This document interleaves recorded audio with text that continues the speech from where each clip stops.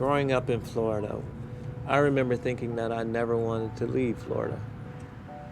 I used to tell my friends, like before we go out and do some illegal activity, I used to give them a pep talk and say, you know, God is on our side because he knows that we're poor and God wouldn't have us be poor, so he understands what we're doing.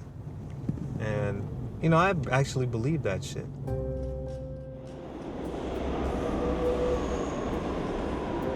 Carl Hart was part of a generation of black men who experienced firsthand the most dramatic escalation of the drug war in American history. Today, a professor of psychology at New York's Columbia University, his past experience remains a driving force in his work. Growing up in the 1970s and 80s, many of my friends and family members got caught up in drug use. So I was always interested in drugs of abuse. What I do today is that I actually give people drugs in the laboratory to study the effects of drugs like methamphetamine, cocaine, marijuana. Though Carl's academic research is on the science behind addiction, his own experience has shown him how often drug laws are shaped less by scientific concerns than by political ones. In the 1980s, like many people in the black community, I was concerned about the havoc that drugs were wreaking in our community, or the havoc that I thought drugs were wreaking in our community. And that brings us to the major and sweeping effort that I'm announcing this morning. In the long history of the drug war, no single chapter would turn out to impact Black America more deeply than the 8 years of the Reagan presidency. What will you do when someone offers you drugs? While Nancy Reagan's popular slogan, "Just Say No," took what would seem a motherly approach to drug prevention, her husband took a far tougher approach. We will utilize the FBI, the DEA, the IRS, the ATF, Immigration and Naturalization Service, United States Marshals Services, and the Coast Guard. We intend to do what is necessary to end the drug menace and to eliminate this dark, evil enemy within.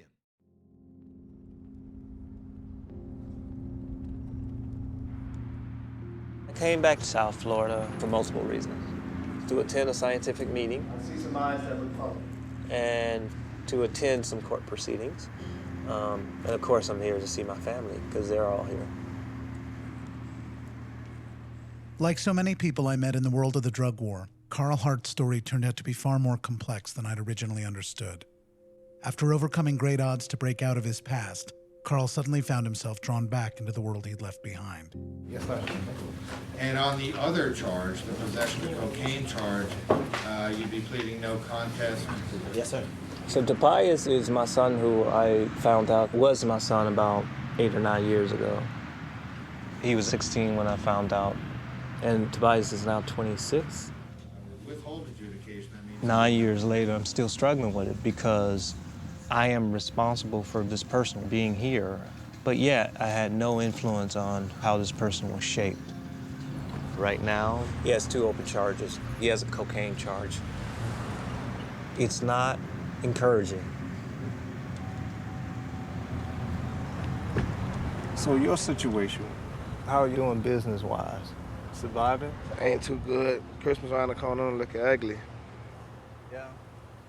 You should also make sure you get a little small legitimate gig. I don't care what it pays because, but hang on, just hear me out. The thing is, I'm just afraid that you go before a judge and then they're gonna say, how you getting your loot? All them kids, I ain't gonna be able to take care of them kids with no $8, $7 an hour. You know, you can do whatever you want in life, but if you got all this stuff hanging over your head, you're gonna be shackled by the system. Please, man, just do those little small things that I asked you to do, you know? All right, so I'm out, man. All right, well, see you later. All right.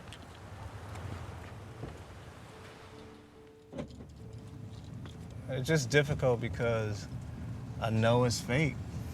I mean, it's the same shit that we grew up with, so it's these cycles. You know, particularly in light of what I'm trying to do with my life, it's just sad. Okay, so about 35 million Americans report using some illicit drug in the past year.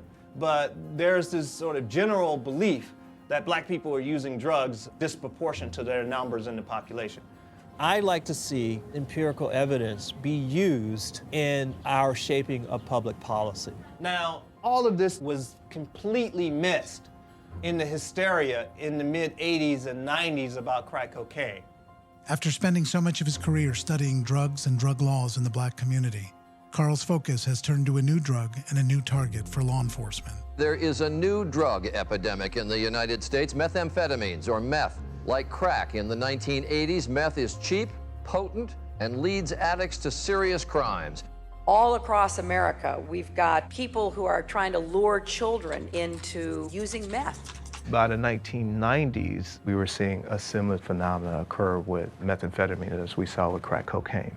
They said meth would help me get through my exams. But the people who are primarily associated with methamphetamine use are poor white folks in trailer parks. A fully operational methamphetamine lab. And also gay folks, two sort of despised groups.